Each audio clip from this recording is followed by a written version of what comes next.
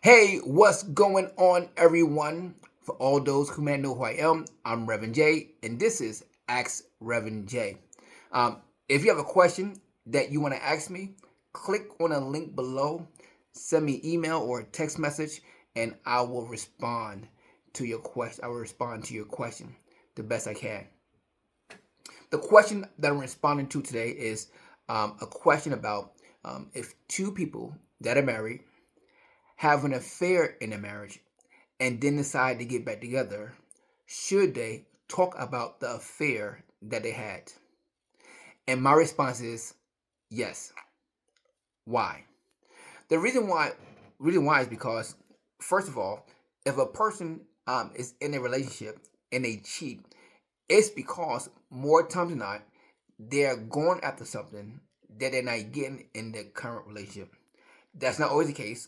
Some people are just dogs or envelope pushers and just want what they want.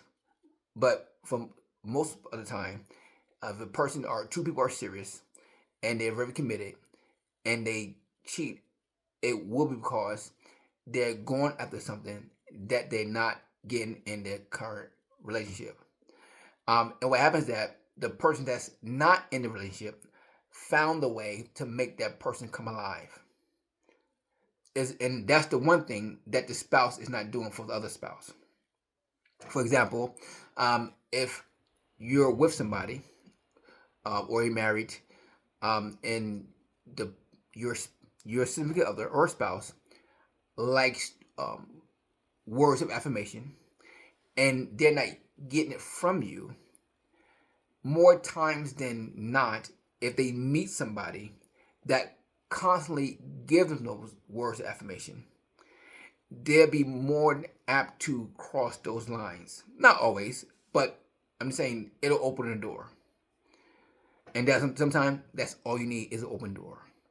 Or if your spouse likes when you wash dishes, or the person you're with likes when you do things, and the person they meet make a promise and something like that. If you're my woman or if you are my man, I will do all that for you.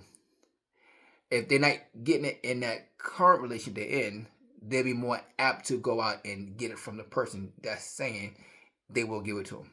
Not always. I'm just saying that it will open door. So, but if you decide to stay with each other, you should eventually talk about those things that the other person did to make you come alive. And when I say come alive, I mean the things that make you smile, the things that make you feel like a teenager again. You know how you felt when you first met the person and you were dating? Yes, they did things that make you come alive. And I believe that if you find out the things that make the person you're with come alive and you do those things, guess what?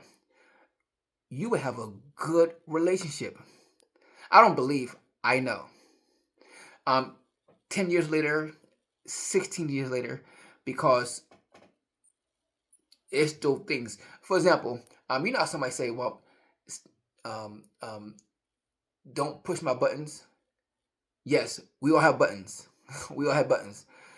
And you need to learn your significant other's buttons and push them. It don't have to be every day. Maybe say, well, I'm gonna do this today. I'm gonna do this next week. I'm gonna do this in a month. But you need to do them because your person is longing for it. And it drives me crazy when I hear stories of people being in a committed relationship and the other person don't want to give that person what they are desiring for. Me personally, I would do anything for my wife. Why? I'm asking her to be committed to only me. So I think it's only fair that I do my best to um, do the things that make her come alive so she can have a good experience in this marriage or this relationship that she's currently in. So to wrap everything up, yes, talk about it, not out of anger, but to get information. Don't get mad that someone else found out the things that make your wife, your spouse come alive, or your significant other come alive, and they did those things. Don't get mad. It happened. It's over. Get the information, and look at this. Don't be intimidated about doing it. Look at this. That other person did it. You should do it if that person, if your significant other still likes those things, you should do it too. More times than not, it's not about the person that did those things. It's about the is it was about that those things were being done. It could have been another. It had been if it wasn't that person, it had been another person. And it wasn't if it had been that for that person, it had been another person. So don't get say, well, I don't want to do it because that's what they did to you. You better find out what the other person did and do it. Because that is a thing that makes them come alive.